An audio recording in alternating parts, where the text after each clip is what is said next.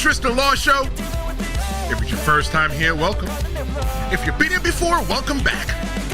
I'm Tristen Law, semi-retired pro wrestler, and today, I'm your host. Politics in wrestling. Should politics have any reason being in pro wrestling? That's what I thought when I saw this photo here. When I saw this photo of Triple H standing in the White House, shaking hands, smiling, representing the WWE next to Donald Trump, well, you know, I'm not alone today when we're going to be discussing this today. I'm going to be discussing this with my good friend Jess Thee Yaptain. You like how I said that? Thee Yaptain. She's going to be here with me today. You know, like that one. Some fans saw that video and said to themselves, look how far wrestling has come. And others said, what are we doing here? So that's our question for this episode. Do you even want politics in your pro wrestling? And I just want everybody to understand what this episode is about. This episode is not about political parties or the love or hate for presidents. We're not doing that. If you want to see that, follow me on Threads.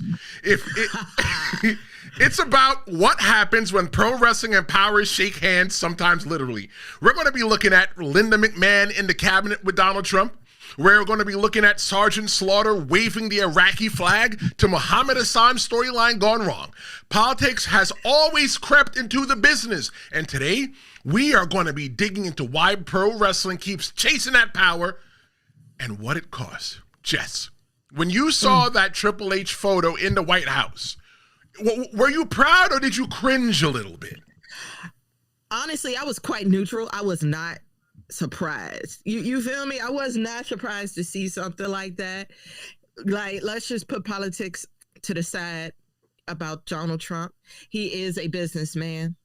Very much has always been that type of businessman. And one of the things that he definitely likes to invest in is sports, and particularly things like fighting, boxing, MMA, wrestling, things of that nature. So it was a power move on the McMahon's part. I will definitely say that. But I'm not surprised. I'm truly not surprised because we have all noticed that the WWE is on a money grab currently right now. So anything's possible.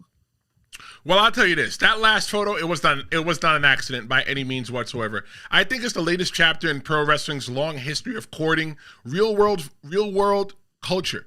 You know, when you look at, you know, corporate kayfabe in the WWE and the White House, you know, you get things like Linda McMahon. You get Linda McMahon. She is the wife, or possibly still the wife, of Vince McMahon. I don't know, because from what I understand, I heard Vince McMahon got a side piece running around these days. But either way, that's not the problem. The issue that we're talking about today is politics in the WWE. And because she was trying to run for Senate, WWE shifted to PG during the Senate run. I don't know. Maybe they decided that they just want to clean up the act a little bit. Maybe, you know, the world shifted. Or maybe they just really did it because they wanted to be, you know, they want to make Linda McMahon look as favorable as possible when she was running. You know, eventually, fast forward years later, Linda McMahon, she joins Donald Trump's cabinet. WWE gains some legitimacy. It loses edge, all while happening. And then families, Triple H, Stephanie McMahon, Shane McMahon, Vince, I don't know, Vince didn't tweet. But you get family tweets of pride, and then you get fan backlash that say, keep that out of my wrestling. Listen, it's so funny that people are saying keep it out of wrestling like it hasn't been at wrestling the whole time. I'm sorry. Like we discussed the PG era, right? Listen, I'm not judging. I can't judge the company for going for what they feel would bring the company into the new era, into the 2025 era. And if that means getting in bed with Trump, one of very few rich men in rich men in the nation, I'm not mad, but I'm not happy either. I'm not the most judgmental person in the world, but that was a good move on Linda McMahon's part. You know, cut your ties with Vince.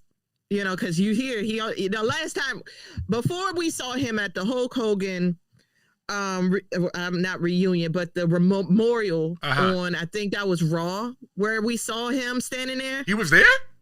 Yes, he was there.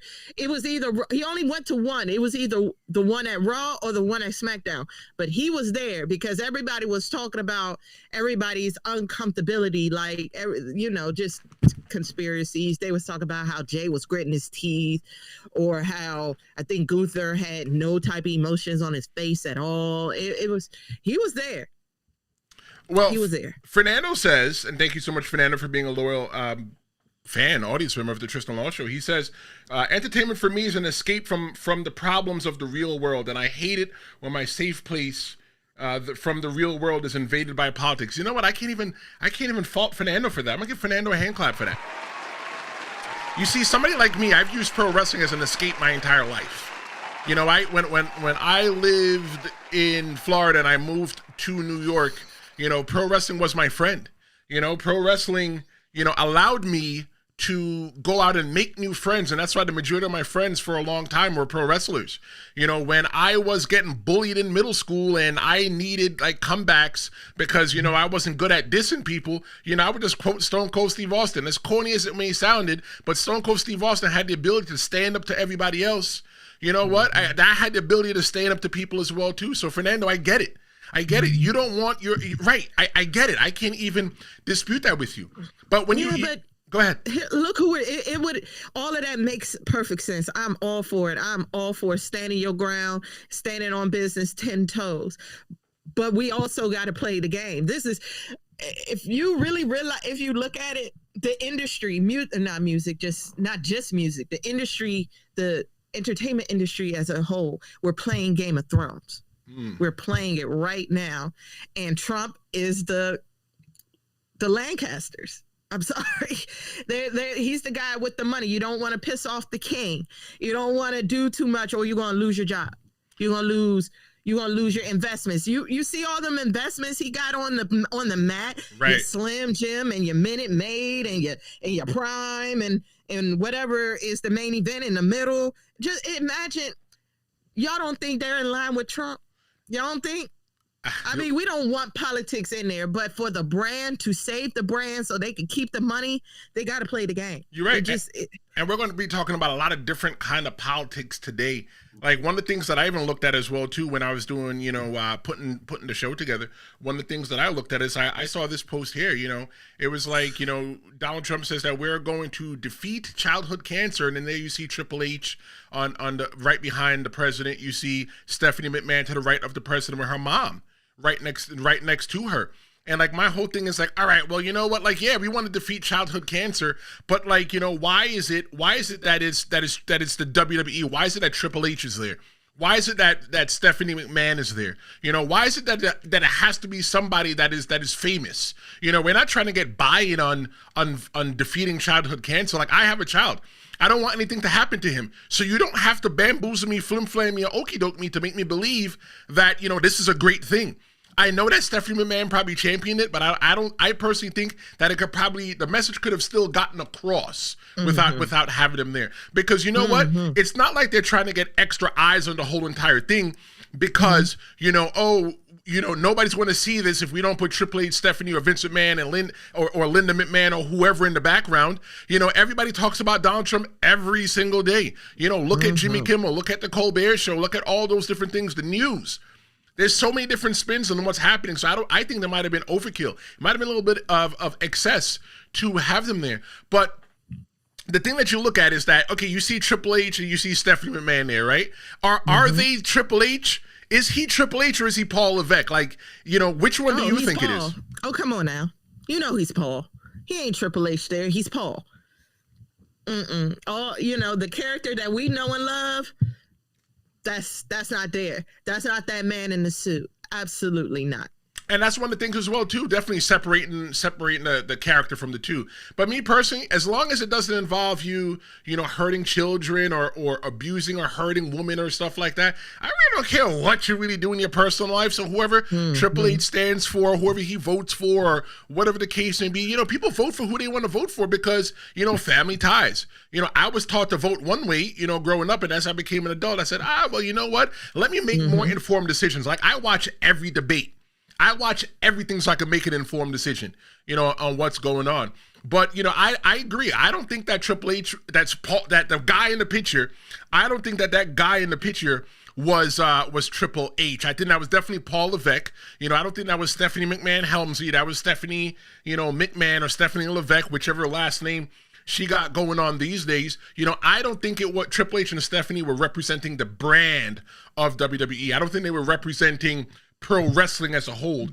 What I do think, though, is that because they were there, you automatically tie them to pro wrestling, and you think 1 + 1 = 2 here. Absolutely. It's all about the ads. That's what we do in media. We have to cater to what people see, because it doesn't matter if I tell you the sky is blue. You know what I'm saying? You're not going to believe me unless you see the sky is blue.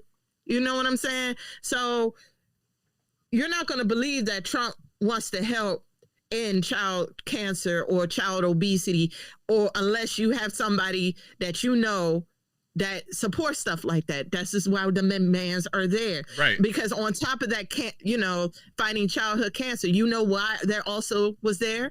Because now they done brought back the presidential the fitness test? Relay, the fitness test. Oh, that was weeks before. That's a whole nother topic. Really? Yeah, that was weeks before. The childhood cancer thing was last week, and the presidential fitness test was weeks prior. Might have been 3 weeks prior. But all I'm going to say is this: I don't understand how you don't have abs and you're the one going for pushing for your a presidential fitness test. I don't know. It's not. Look, I gotta do myself. It's not a political podcast. We are talking about pro wrestling. Look, I gotta bust myself again. I was doing wrong. But look, if you take blue and yellow and blue makes green. I'm just saying. I mean, you're right. One of the things I was thinking about when I was doing this podcast, doing this episode, was I don't want to alienate people. I don't want people to feel like, oh my God, he's bashing Donald Trump, or he's groveling to Donald Trump. Because there are the thing that I like about pro wrestling, Jess, is that it unites us all. Pro wrestling. I mean, okay, look, I'm going to take this back in a second, but just ride with me for a second. Pro wrestling doesn't care if you're black or white. Pro wrestling doesn't care if you're rich or poor, unless you're going to WrestleMania. Pro wrestling doesn't care whether you speak English or Spanish. It's all one universal language. And that's what I like that brings us all together. Pro wrestling doesn't care that, I live in New York and you live, where you live. I'm gonna let you shout that out if you want to do that. I don't want to tell where people live, you don't want you to get any fan mail or anything like that. But it doesn't care. It doesn't care. It unites us. Pro wrestling doesn't care if you're a male. I mean, if you're a female and I'm a male. It doesn't care. We're united upon that one. But let's take a rewind, though. Let's go back to when politics didn't happen in boardrooms. When politics didn't happen in the White House. Let's talk about when they happened in the ring. And I'm talking about things like Sergeant Slaughter. You had Sergeant Slaughter came out there, and that man broke a lot of that man there. He broke a lot of hearts of kids in 1991. You know why he broke a lot? Because I know, Jess, that you weren't a pro wrestling fan probably back then. You fell into love. You remember that? Babe.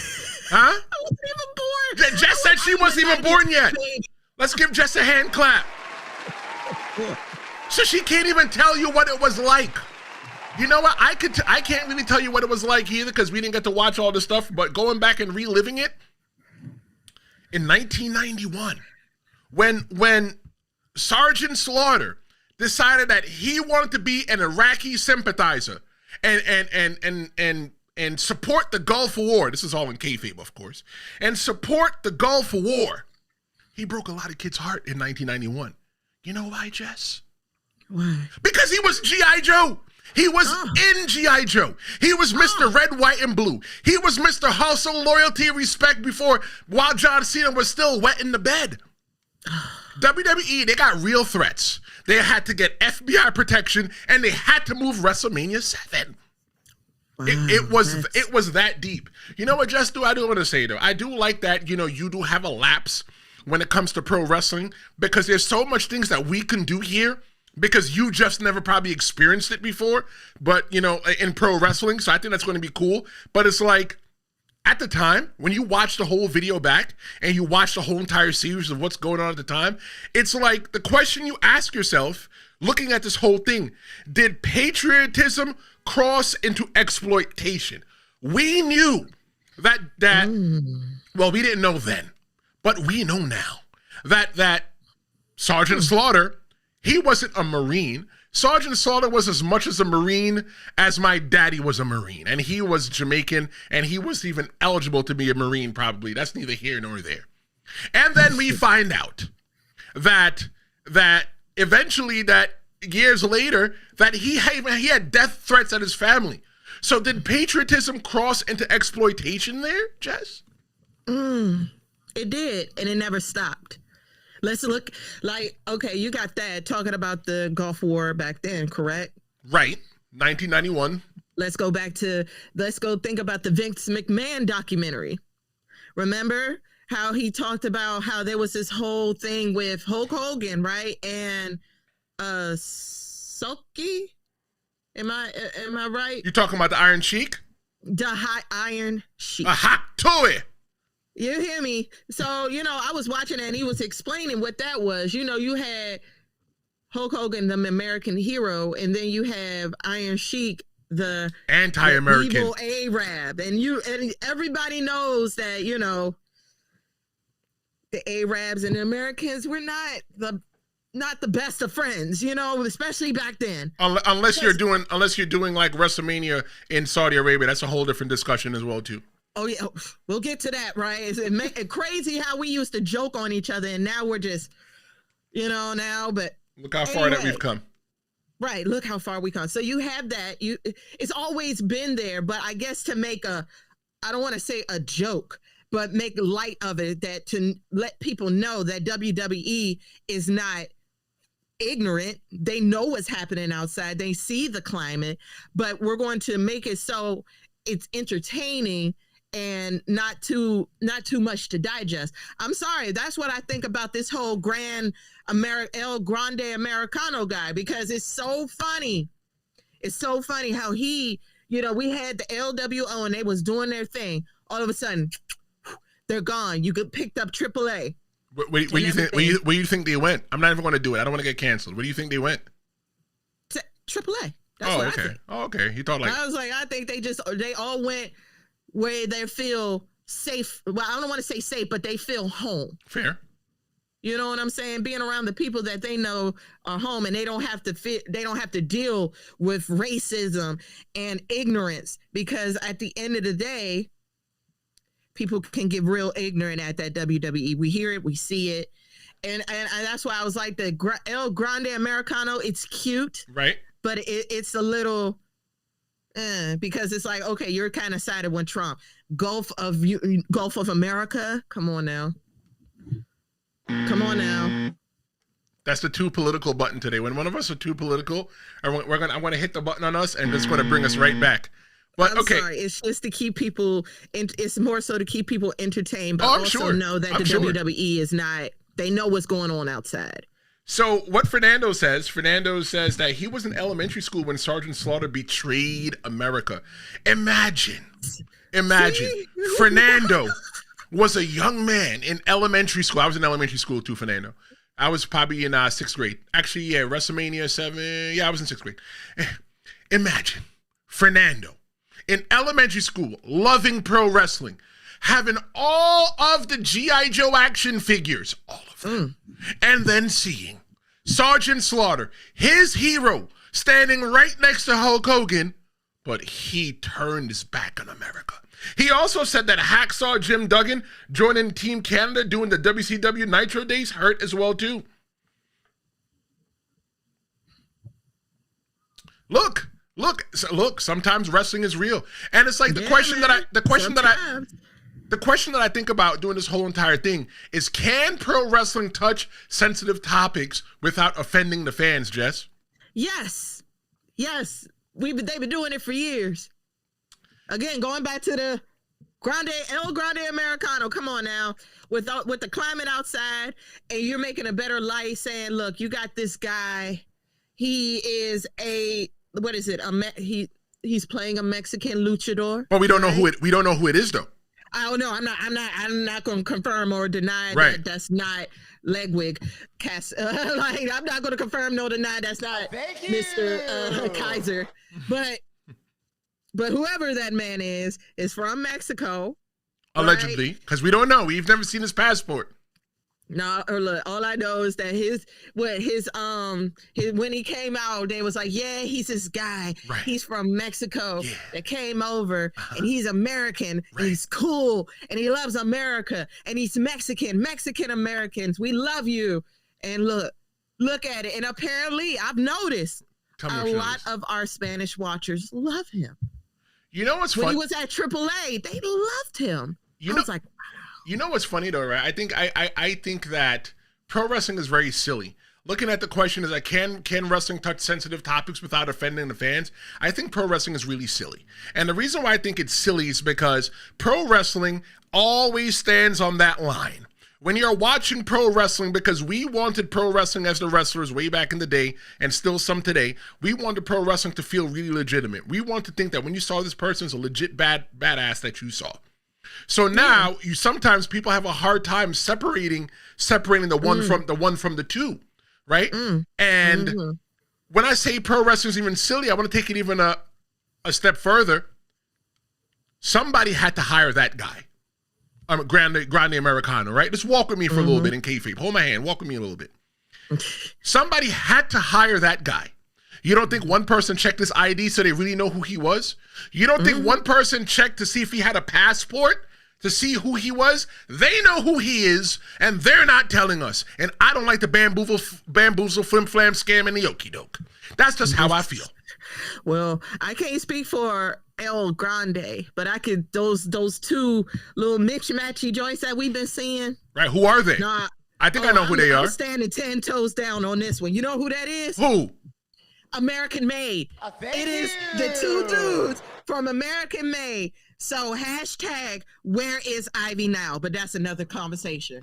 Ooh, Fernando had a good call out. Jess, you might not remember this, but Fernando says, let's not also forget Hulk Hogan putting on a mask and calling himself Mr. America. You don't even know that.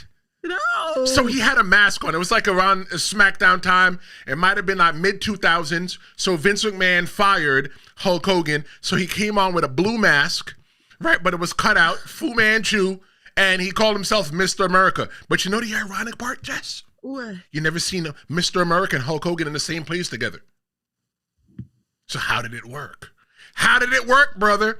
But let's take a look at other things. Misdirection. Right. They just try to... Vince McMahon, you got a guy parading around in your company, calling himself Mr. America, and you don't even know who he is?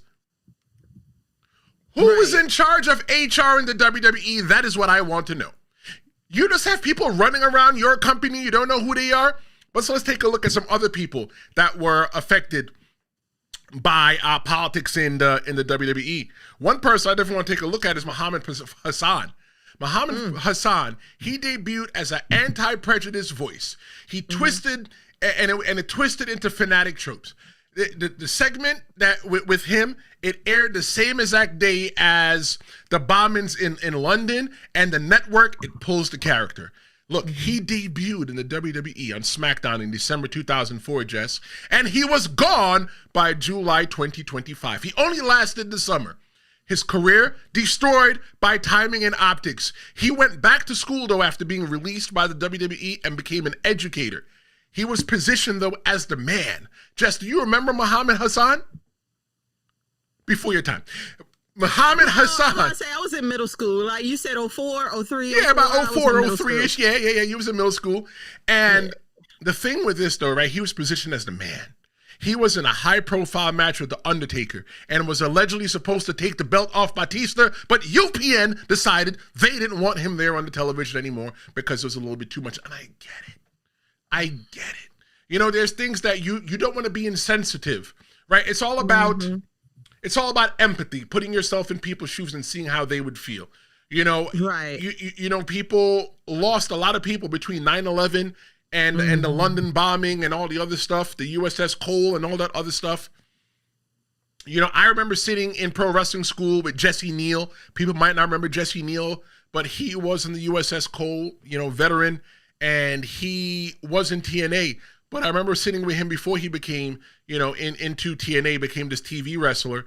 And one of the things he'd always talk about was the USS Cole. Like, it bothered him. It still bothered him. And I think that I get it that people are being empathetic, and they're saying, you know what, let's just take him off TV. But his career got thrown away after that. But luckily he was smart enough just to go back to college, go back to school and make something of himself. And you know what? He doesn't need wrestling. Right now he's a director, I think, of a school somewhere upstate New York in like the country somewhere. So yes, children, always have a plan B if your plan A fails. That's right. And right now, this feels like my plan A, and I got a plan B.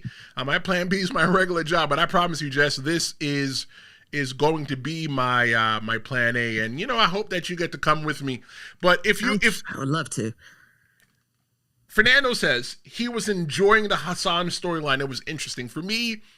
In about 2004, I might have been 19. Every year that starts with a 0 or a 5, I'm either a 5 or a 0. So in 2000, I was 15. So 2004, I might have been like 17, 18. So 17. Trish, you don't have to make me feel like a little baby. Oh, well, you don't have to make me feel like an old man. I was like, dang, dude, I'm literally barely skimming my double digits yet. Like, what? Yeah, look, Jess is so brand new to the double digits that the plastic is still on her. But if you were booking today, right? Okay. If you were booking today, you were in the booking committee, you're in the office with Triple H. How would you modernize a patriotic or controversial heel without crossing the line? I have an idea as a semi-retired pro wrestler. Tell me what you think as a fan. The floor is yours.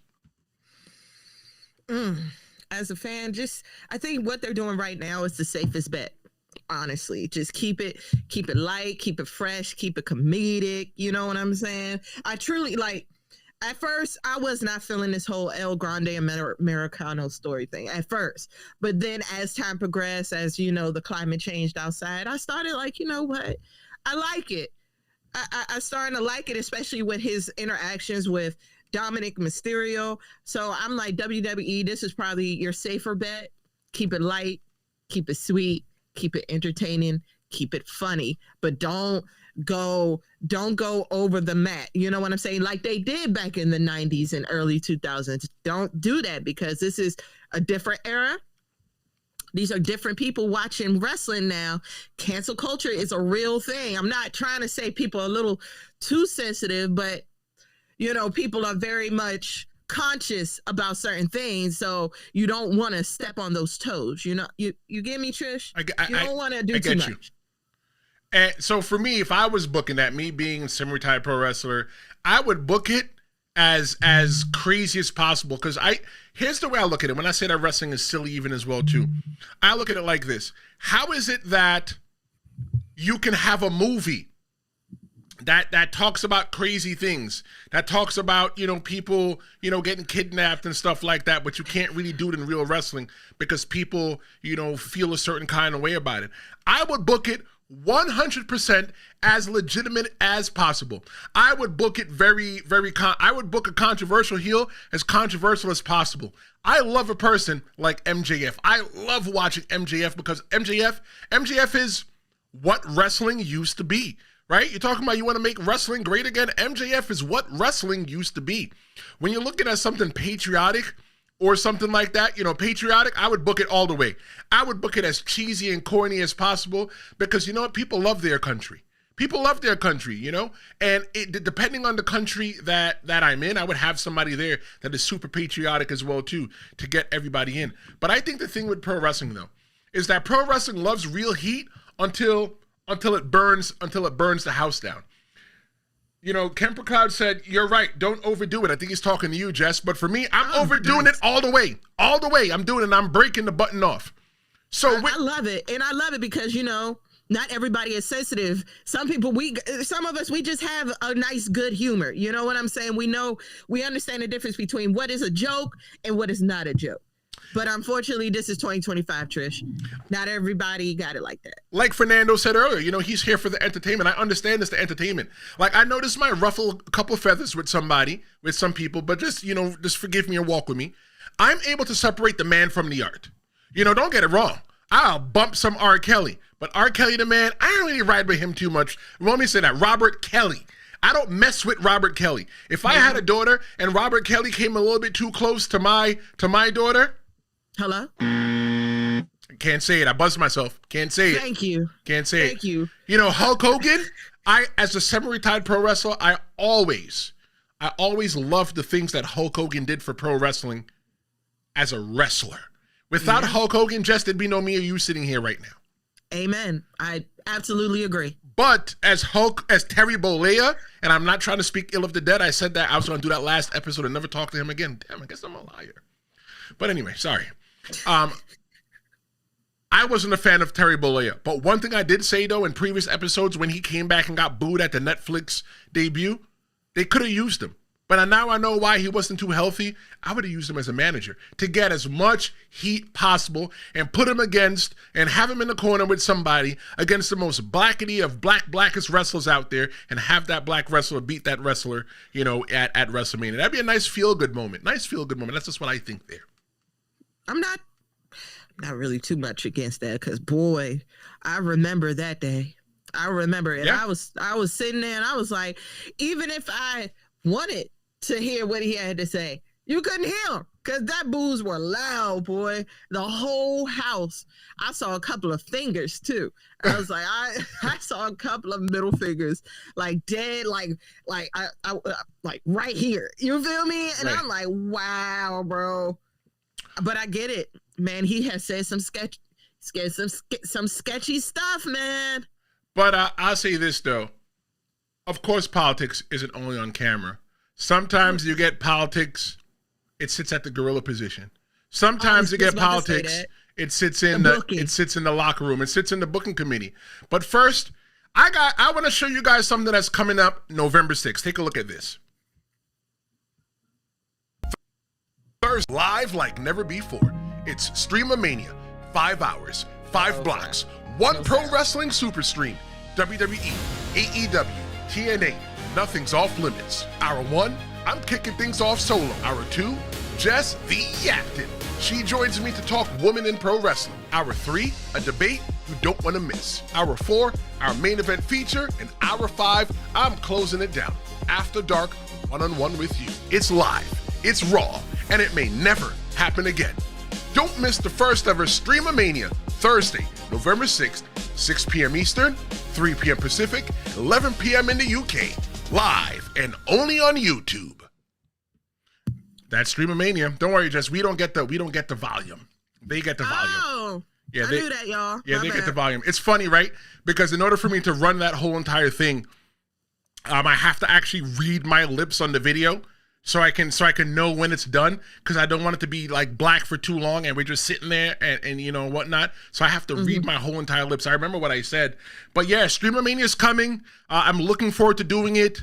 It's an idea that I had for a little bit. It's a 5-hour stream, and a respect for everybody's time. You know, I got Jess coming on in the 2nd and the 3rd hour. Cheyenne Ortiz, he's working out his schedule. He's going to be joining us in the 3rd and the 4th hour. And in the 5th hour and the 1st hour, it's going to be just me by myself. I'll be here for the whole entire thing.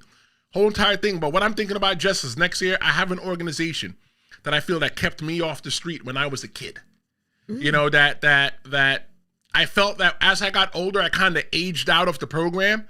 And because I aged out of that program, and it was right in my building, you know, I kind of started getting into trouble a little bit. So, you know, what I'd like to do next year is possibly do a fundraiser for them. And any money that they get, that we get from there, you know, I want to give it right to them, not trying to put none of that money in my pocket. And I'm going to put a little monetary donation there. Even if it's $50.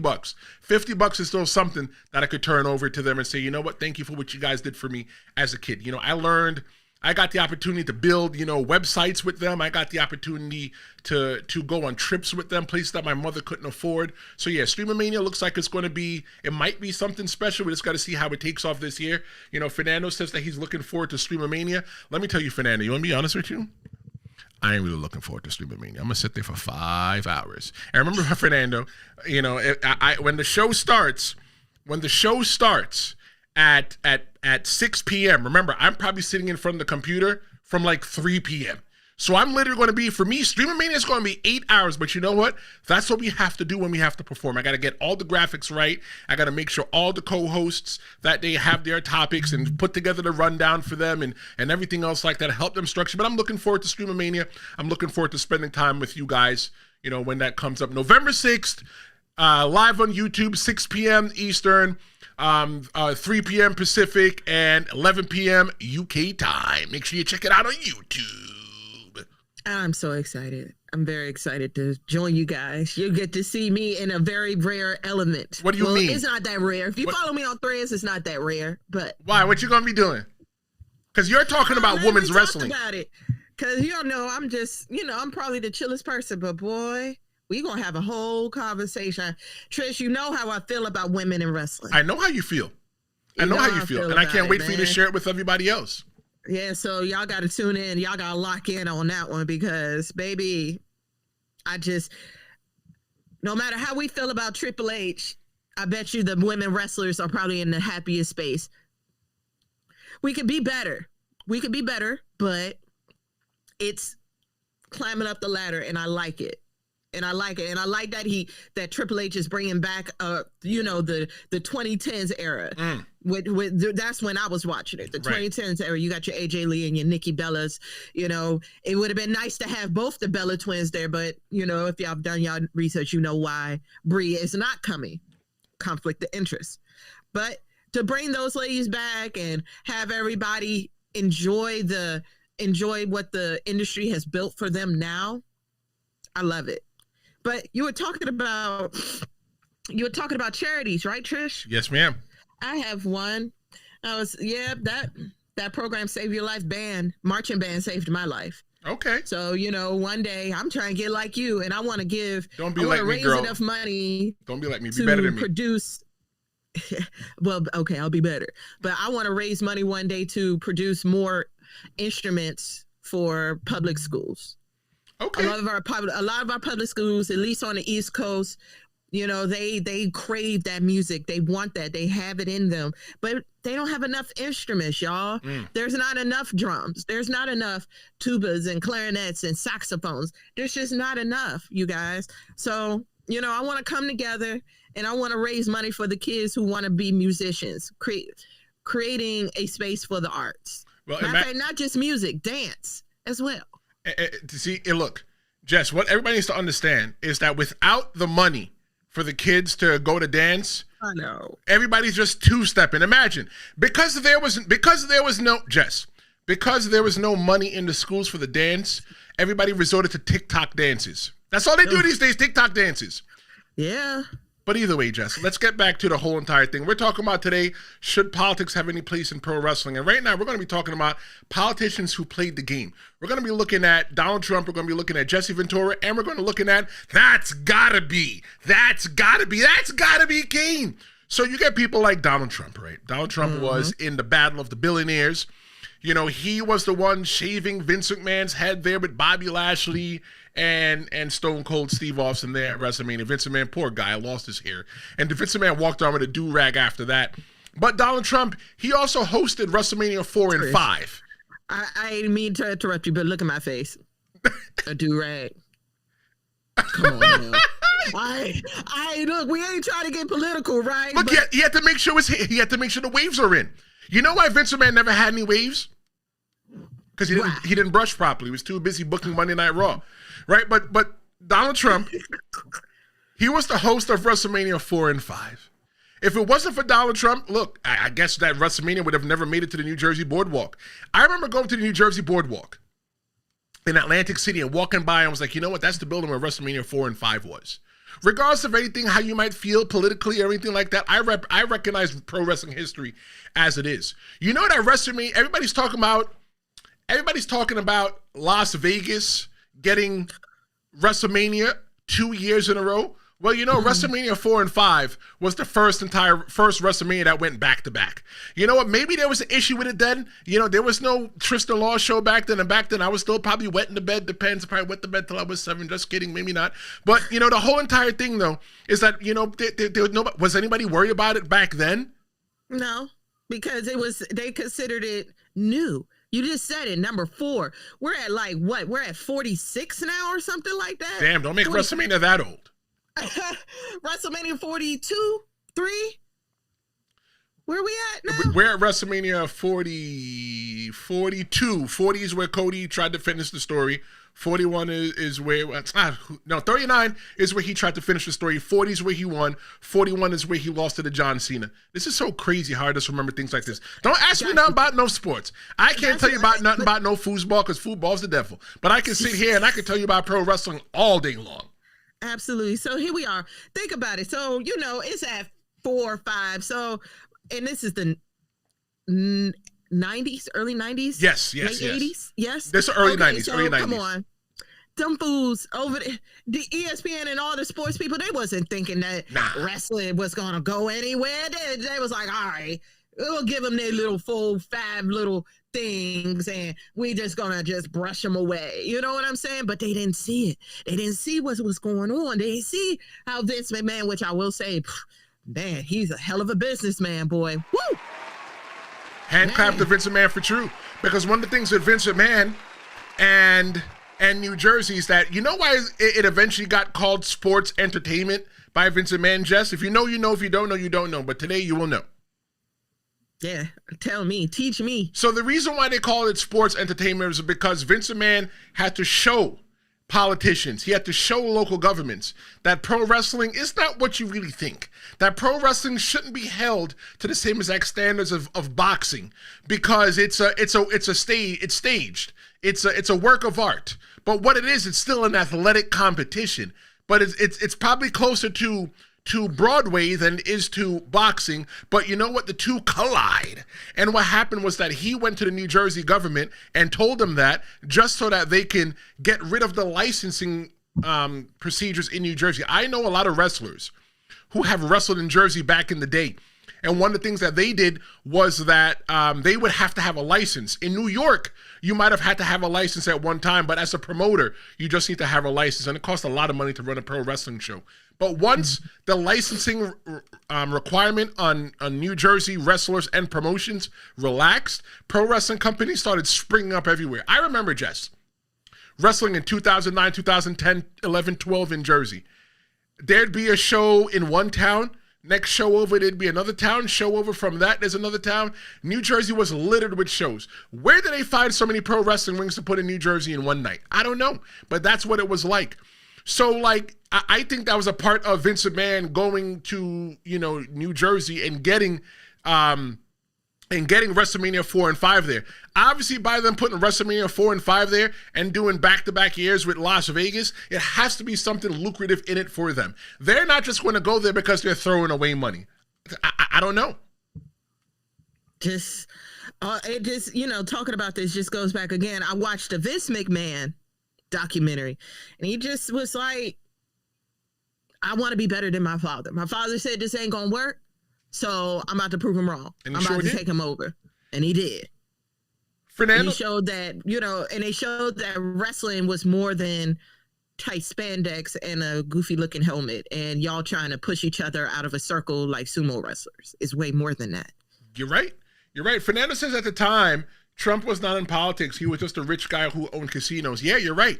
You're 100% right. But when you look at Donald Trump at the Battle of the Billionaires, he was still just a guy on TV. He was just an entrepreneur, a businessman in New York. One that as a kid walking around New York City, I would look at Trump Plaza, I would look at all the tall buildings, and I used to always say, anybody that knows me back then will tell you this. I used to always say, I want a big building like Donald Trump, because why the hell not, right? But Donald Trump, he was awkward in the WWE. Just watch him just walk out.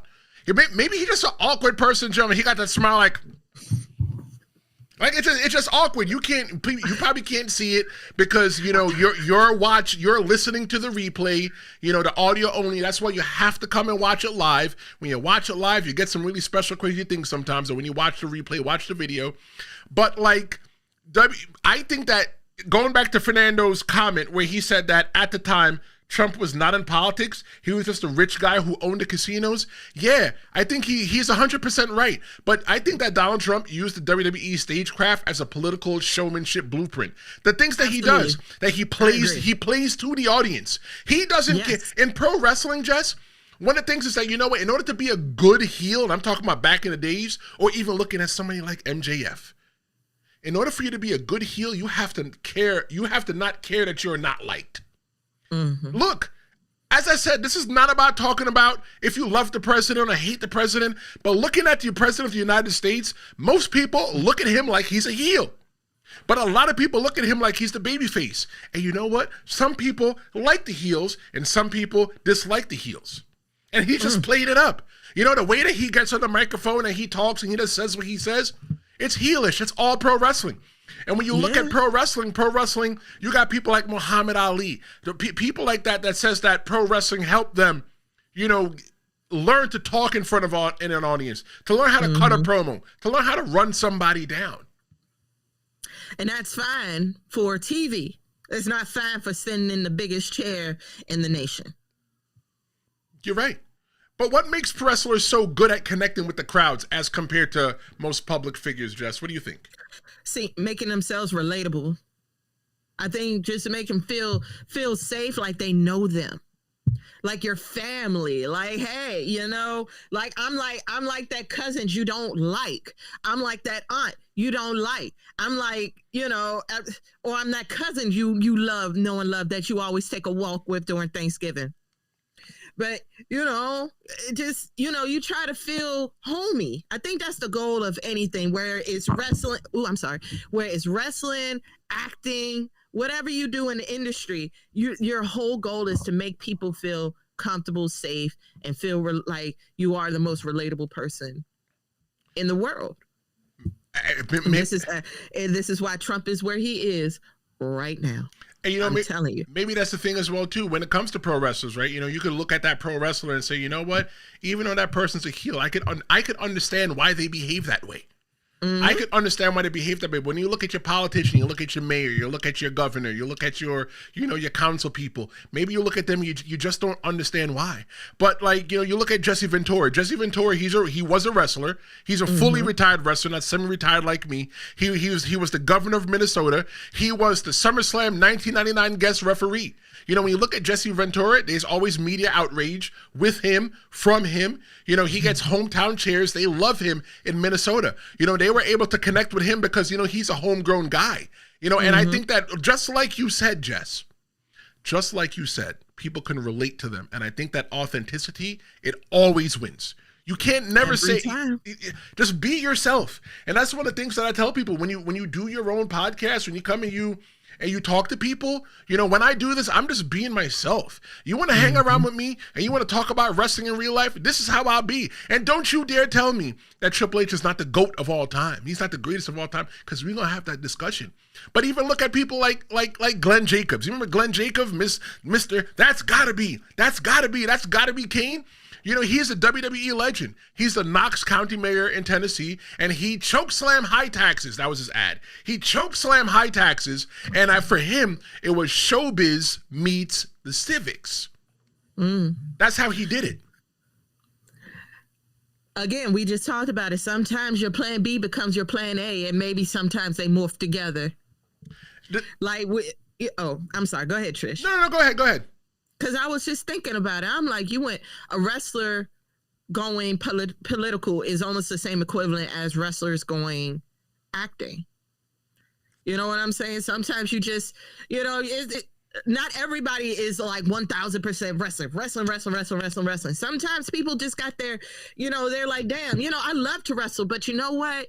You know, my city is dying, or my city is suffering. Right. Like, I feel like I should do something. And since I'm this face of wrestling and people know me from wrestling, they're going to trust me. And because, like you said, because they trust me and they know I'm from here, and say, hey, you know, yeah, I may have been wrestling, but I see you. Right. You know what I'm saying? I see you and I want to help. I want to take my wrestling money and not sit on it, but I want to give back. You know, they love the ones that love to give back.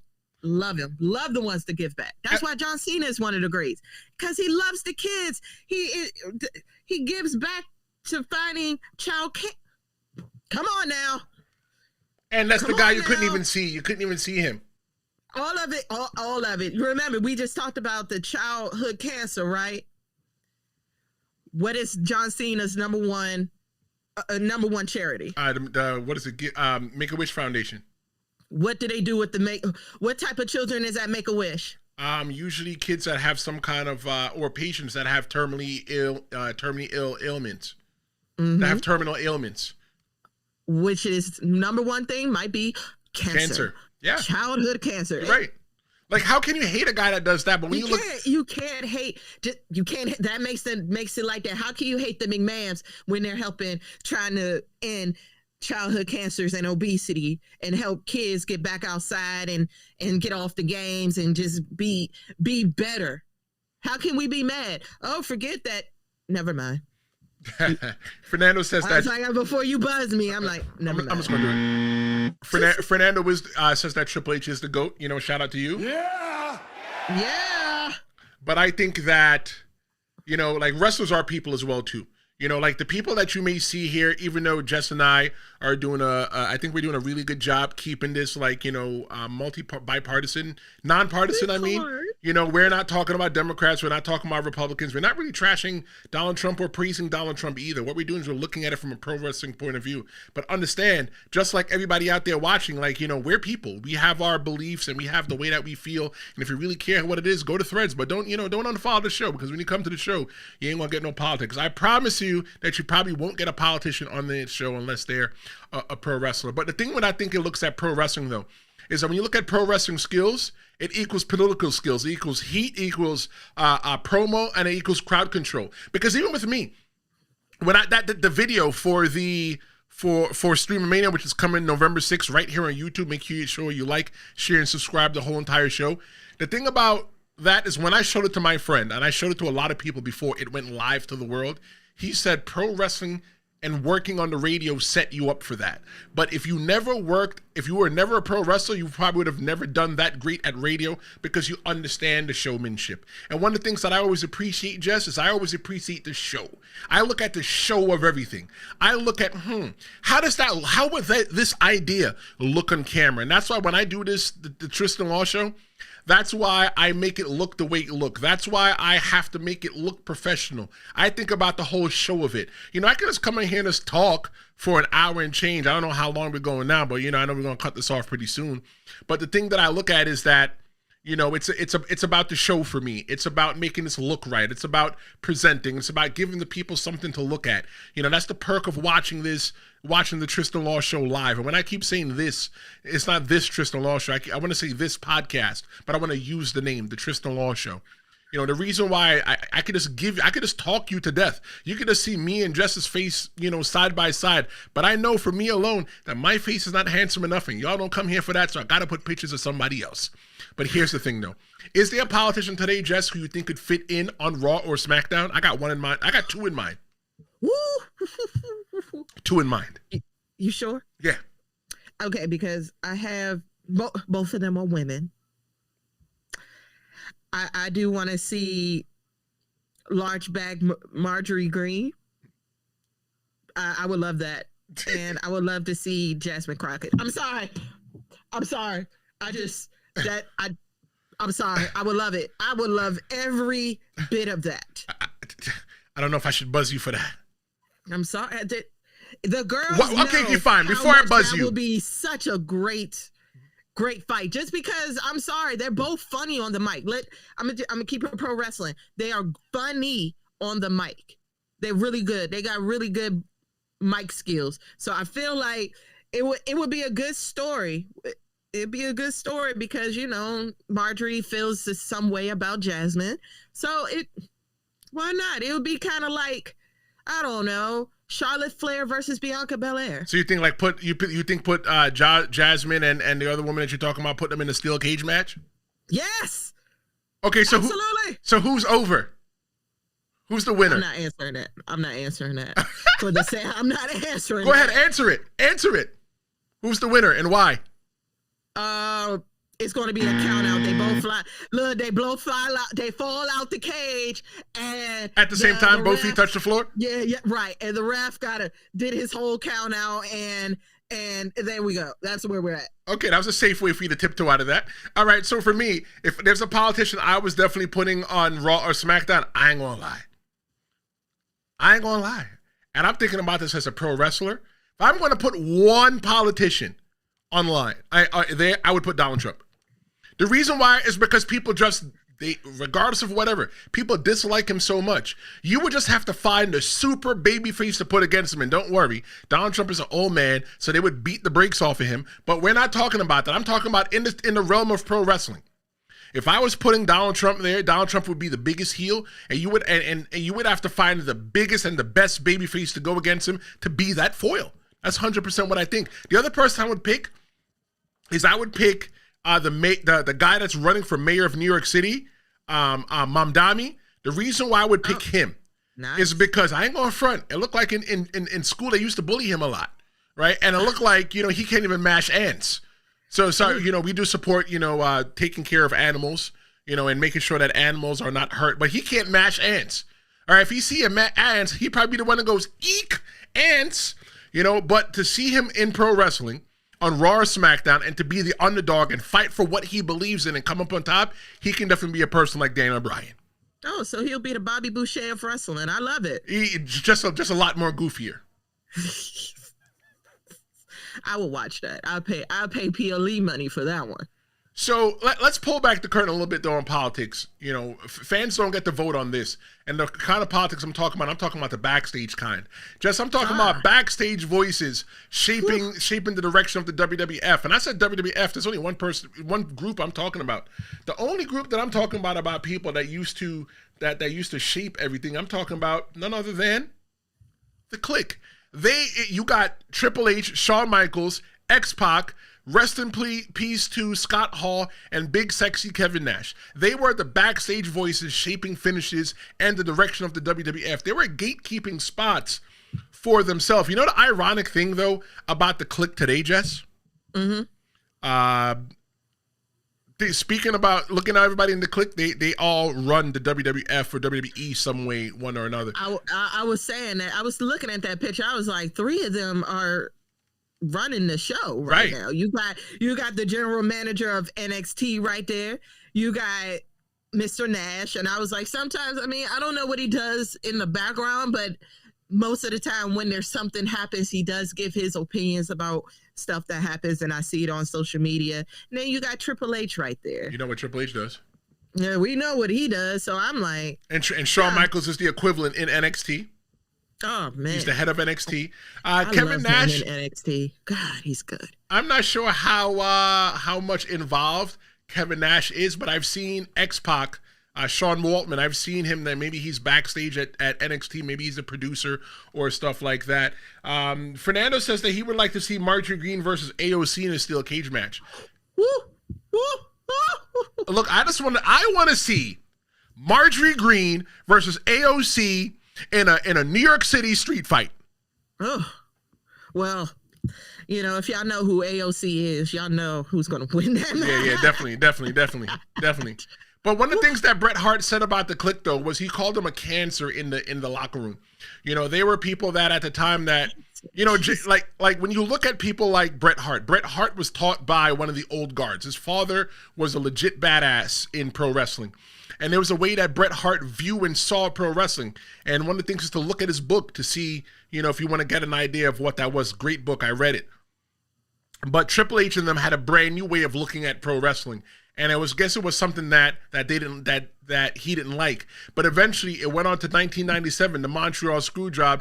It don't matter. Jess was probably just still a baby then. But I think that was Vince's power move. He said that Bret screwed Bret. It was the birth of Mr. McMahon, a villain. And it was backstage politics. It became storyline that we all got to see.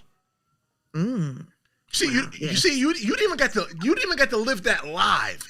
No, Jess, when did you guys, start? When did you start? Live that era of PG, not so PG. Well, no. Oh, it wasn't PG. What was before?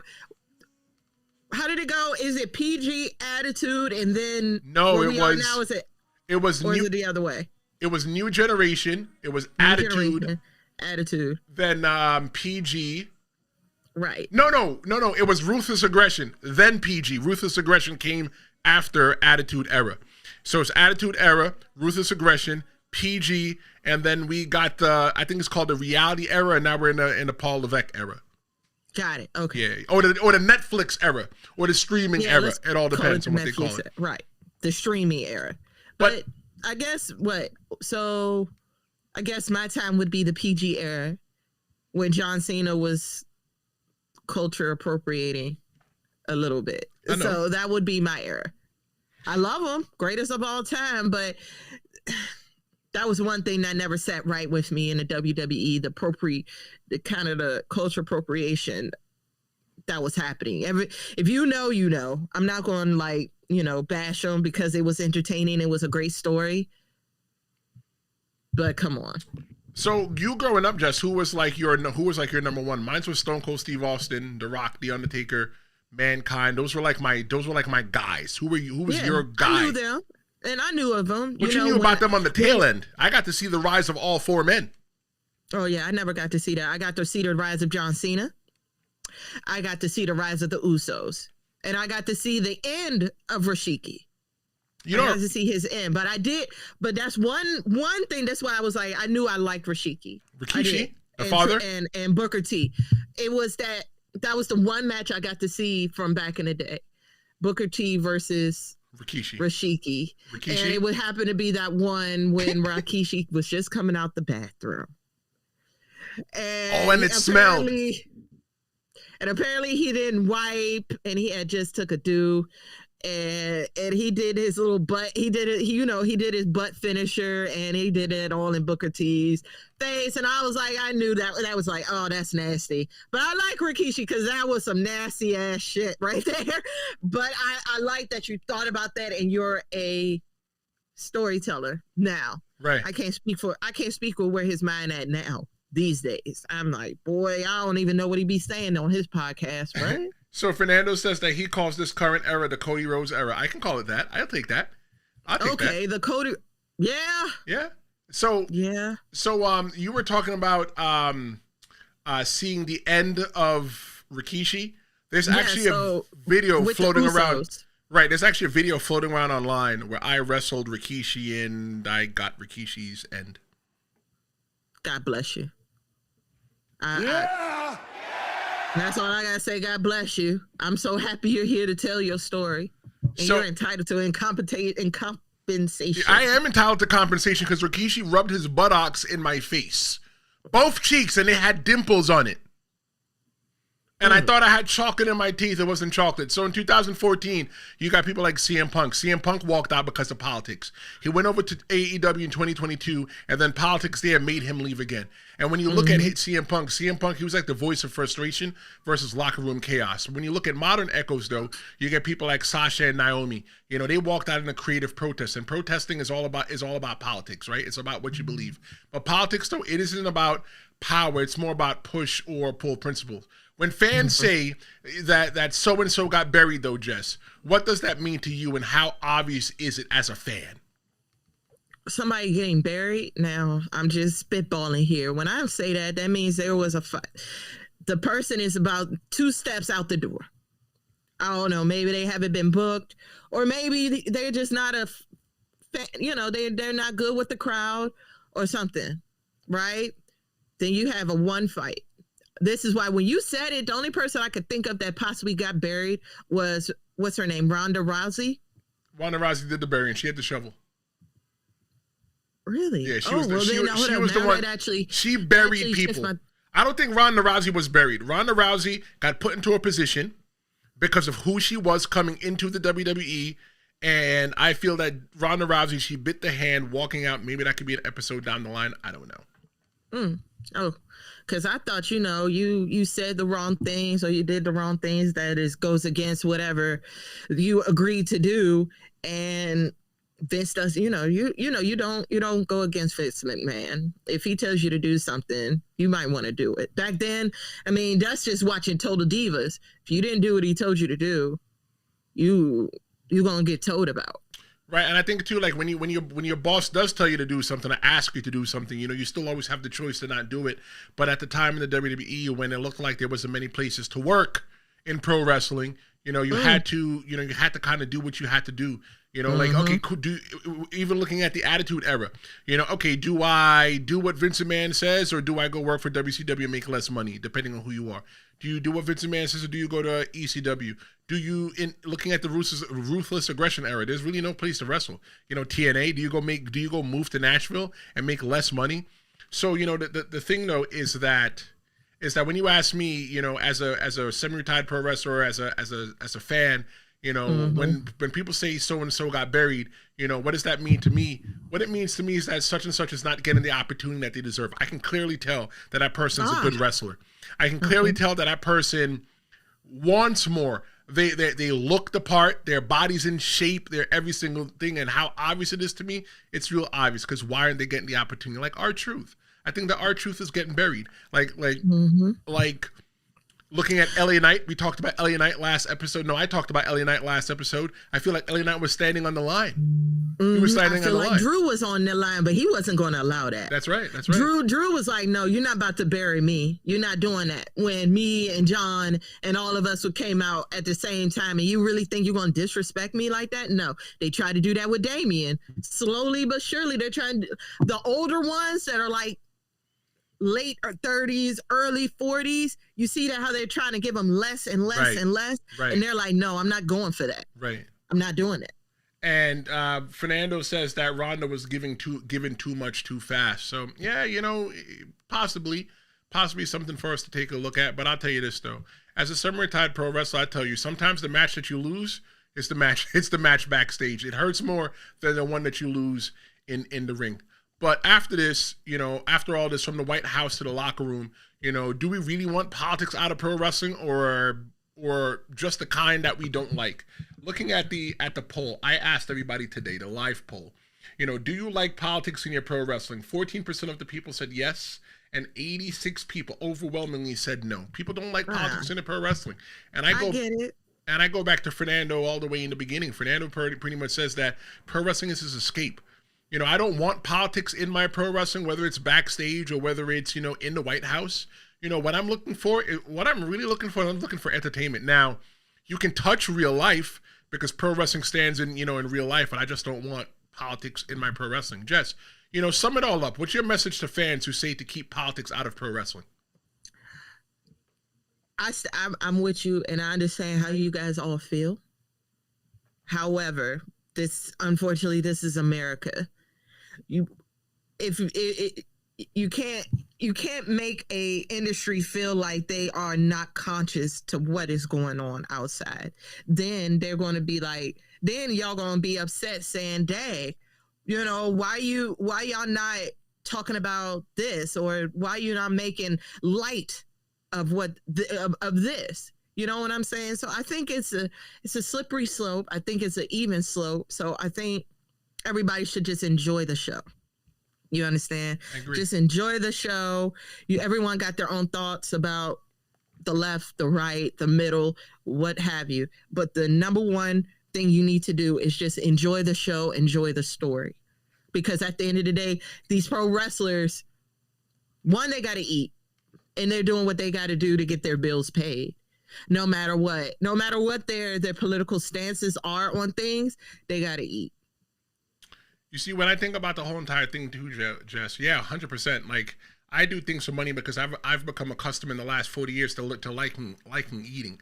Actually, I don't like eating. I love eating. I bought this beef rib last night, and I'm not supposed to eat beef or pork because it messes with my stomach. But it was so good, Jess. But I'll tell you this: I say that politics in wrestling is as old as the business itself. From patriotism to power plays, it's not going away. The real question is how much we let it run the show. That's what it is for me. Oh, Jess is eating. It's live. Well, thank you so much for joining us. That was Should Politics Have Any Business in Pro Wrestling? I think that we'll be back Wednesday. I got to check my schedule sometime Wednesday. I'm Tristen Law.